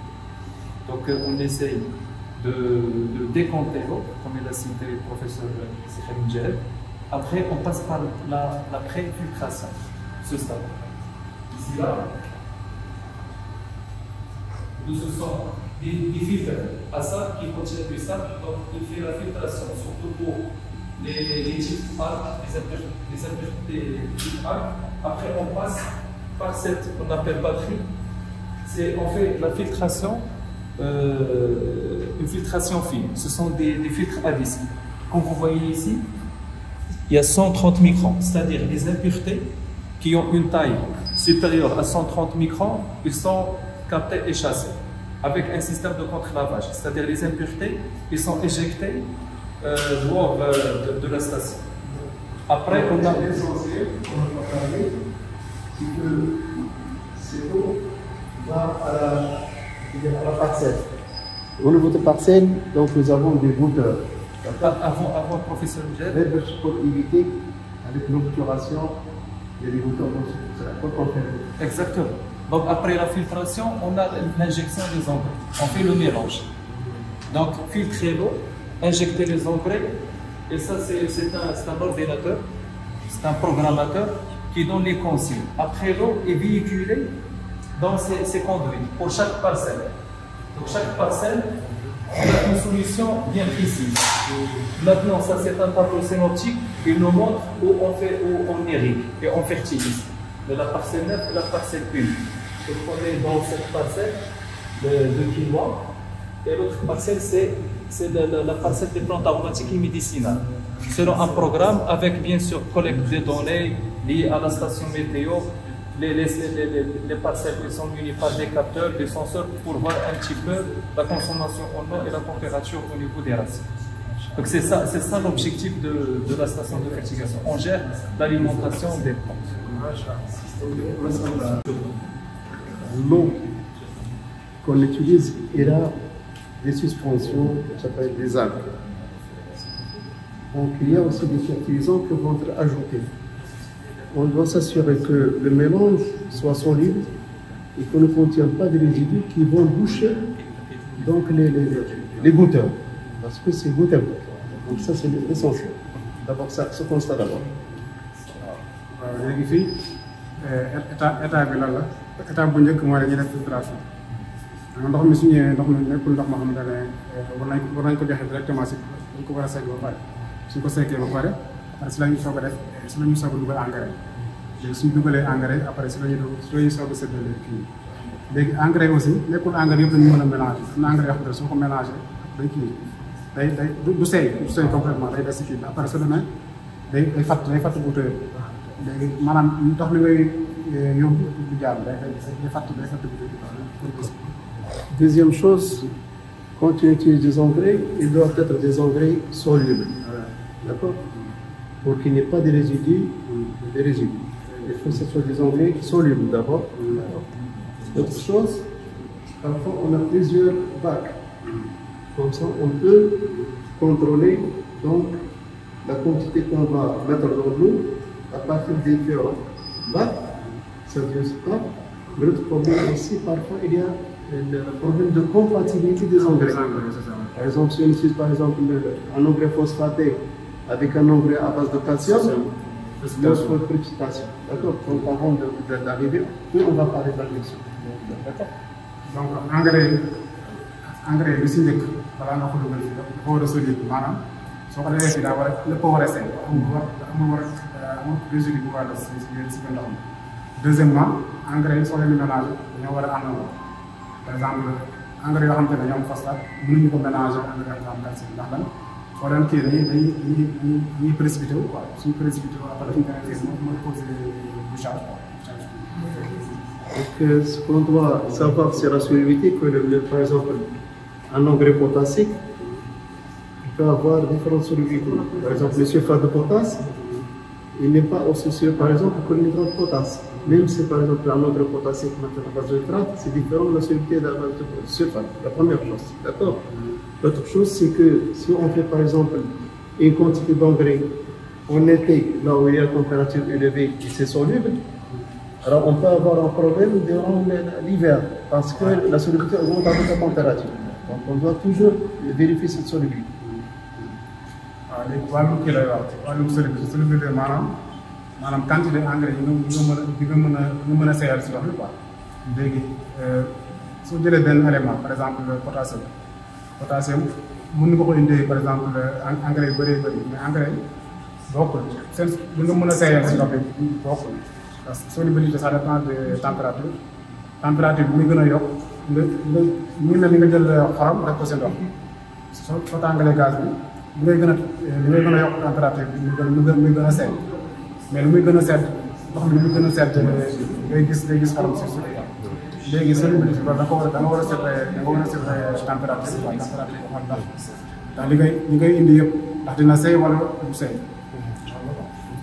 Et la principale chose au niveau de la purification, c'est d'avoir une teneur uniforme des éléments.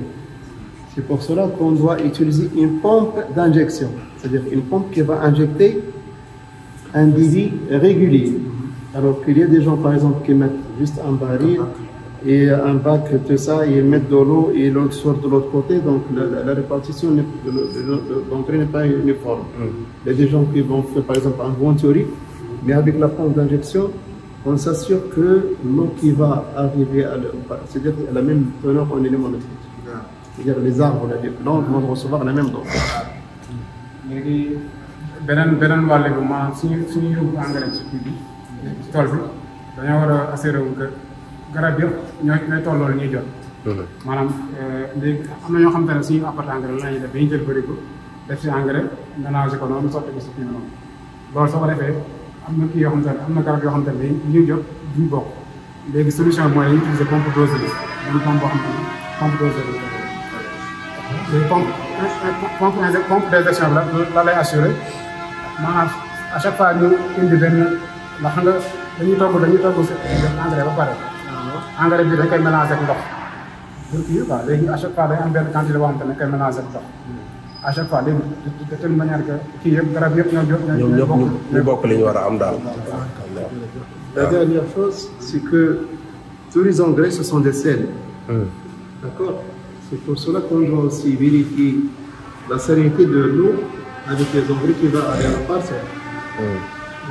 L'autre chose, même si on a des filtres et tout ça, parfois on peut avoir des dépôts au niveau des tuyaux, au niveau des goutteurs.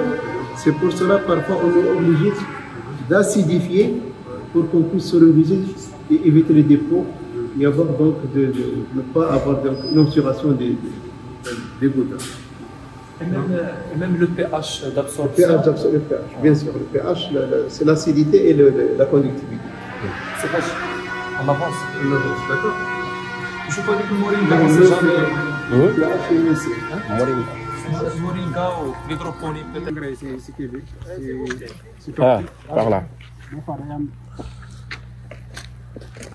engrais des fois su ñu leen apporté des fois day am bouchage bouteille yi quoi. léegi solution bi la dañuy apporter acide. acide bi su ñëwee mooy nettoyer ay kii yëpp. waaw.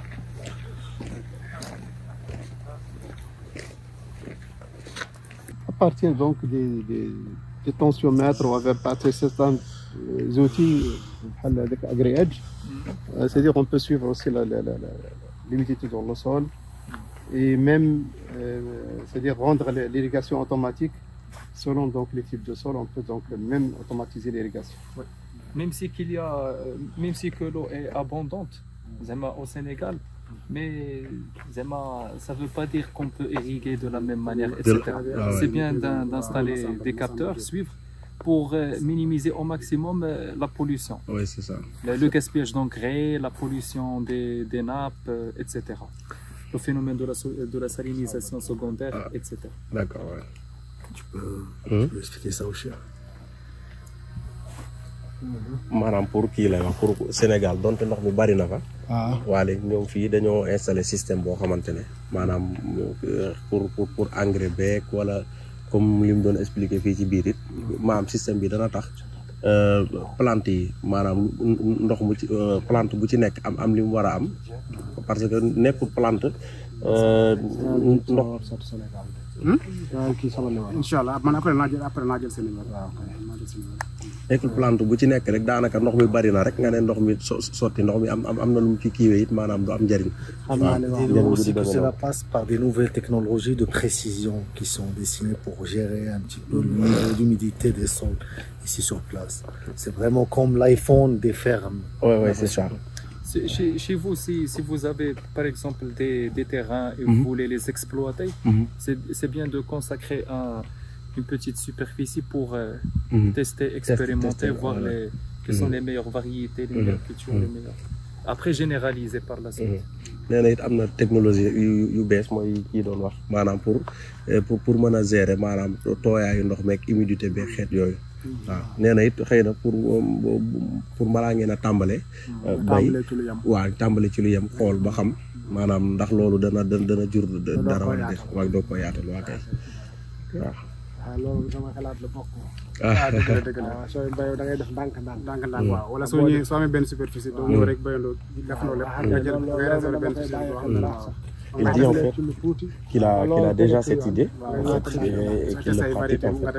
Il prend une petite superficie et voilà, faire de l'exploitation pour voir s'il va donner de la rendement.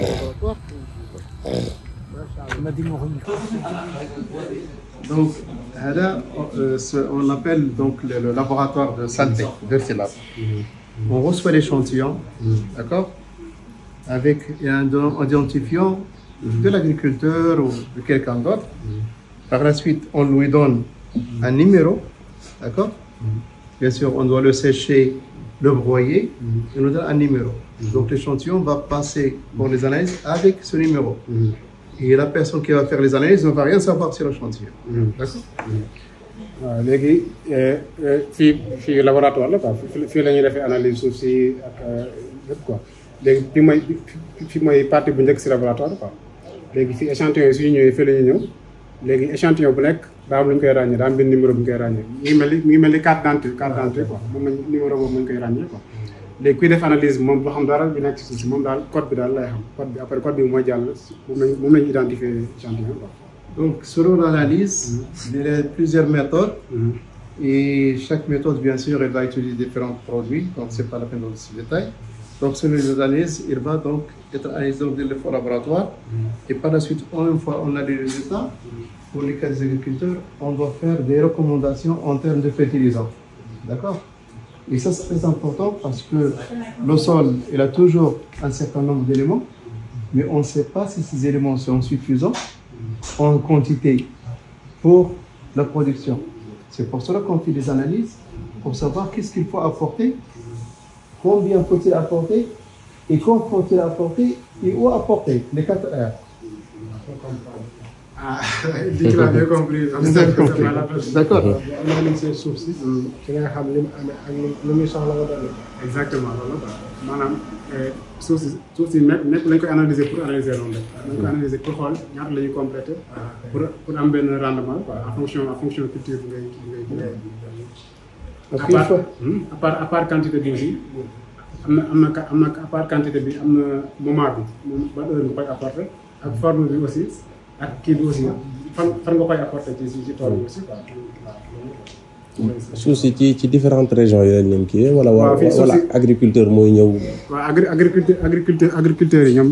suñu bëggee tàmbali bay quoi. dañuy yónnee seen échantillon. waaw pour ñu analyser leen ko quoi. suñ ko analyser jox leen envoyé leen résultat bi. ak recommandation maanaam. waaw par exemple yow yaa ngi bëgg benn culture ñaata. lan nga war a dolli pour yan engrais nga war a apporter ak yan quantité. pour am sa rendement. C'est gratuit. Non. dañuy fay. Mais dañu c'est subventionné. On peut analyser 30 éléments. Après mën nañ ci analyser dem ba fanweeri suuf yi boobu. Non, pas élément quoi. Élément maanaam. élément yu nekk ci suuf si. waaw ferñeent yi ci suuf si. waaw mën ci analyser ba fanweeri.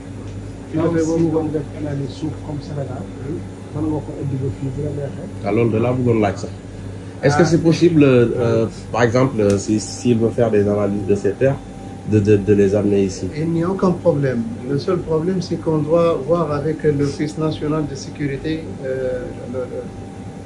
pour recevoir les échantillons. Ah oui, d'accord. Sinon on peut les faire. D'accord. Et ça c'est un appareil nee na amul benn problème mais xam naa dañuy xool ak fiche nationale de sécurité xool ba xam naa ñoom dinañ leen jox kii aval pour ñoom ñu. Une fois on a cette autorisation on peut le faire. D'accord. Cet appareil am na solo de. il donne des résultats en milligrammes par kilogramme. C'est-à-dire si on a un kilogramme, 1 milligramme est détectable. D'accord. L'autre c'est milligrammes par tonne. Donc c'est vraiment très précise. C'est pour cela qu'on utilise par exemple les métaux lourds à ce niveau-là. Comment ça peut englober une tonne? Non, c'est l'équivalent de teneur en fait. Partie par billion, la partie par mille. D'accord. Ça peut être microgramme par gramme. On va dire microgramme par gramme. J'avais juste oublié. Là, pour savoir la texture du sol, parce que c'est très important pour l'irrigation, pour la gestion de la fertilisation. Ici, c'est végétal, donc on ne va pas.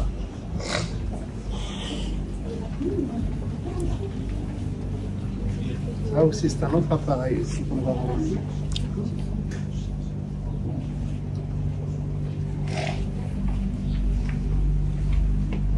Avec ça aussi, on peut utiliser 14 éléments. D'accord. Et comme l'autre appareil, c'est totalement automatique. D'accord. On met l'échantillon ici et elle va prélever les solutions qu'il faut, faire l'analyse et ressortir les résultats ici. D'accord. Et nous avons aussi un laboratoire de physique de sol. Là où on doit voir aussi donc la texture, Explique-moi. On dit c'est un sol argileux, sablonneux ou limoneux, la première chose. On doit aussi donc faire tout ce qui concerne donc la qualité de sol, la stabilité structurelle. Donc c'est à tête ça, d'accord. Et d'ailleurs, Massamba il travaille sur l'agriculture de conservation, c'est-à-dire semer sans labourer pour conserver l'eau et pour aussi conserver les résidus de la matière organique en surface et ça donne de bons résultats. Traduction. Vous m'expliquez maanaam machine automatique la quoi. léegi fii li ñu fi mën a analyser mën nañ fa analyser fukki ak ñeent si fer ñeent quoi. léegi fii c'est automatique maanaam ñëpp suuf si dañ koy def fii. Comme les deux autres. Comme les ak solution ñu mélanger leen après mu joxe résultat de formation. léegi après mi ngi expliqué ne après dañuy dem am na beneen laboratoire bu ñu war a visiter ñu woowee physique du sol foofu la ñuy gëstoo suuf si du mu bindoo quoi. am suuf si bokkuñu am na suuf yoo xamante ne ñoo bëri ban am na suuf yoo xamante ne seen ban bëri am na suuf yoo xamante ne ñoo bëri xeer bokkul ak seen qualité aussi ak suuf si am na suuf yoo xamante ne soo leen kiwee soo jaaree sooy def balaa nga kii sooy route quoi sooy route des fois nga route mu dem des fois nga route ba xaw a dëgg foofu lañ koy analyser. Mais aussi la capacité de rétention d'eau, le PF, l'HCC pour pouvoir un peu gérer l'irrigation et voir comment approfondir. ak suuf si aussi lu ñu mën a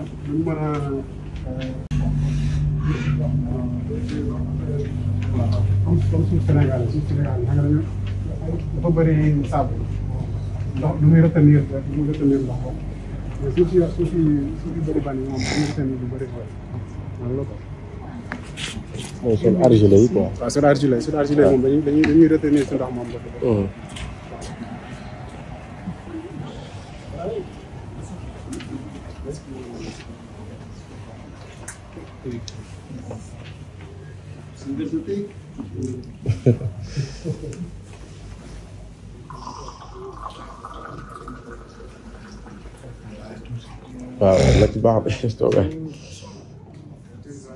L'agriculture prière, c'est-à-dire une étude de sol avant, est très importante, surtout pour le choix de la culture, pour le choix peut-être des variétés, des greffes et tout ça, des porte-greffes et tout ça.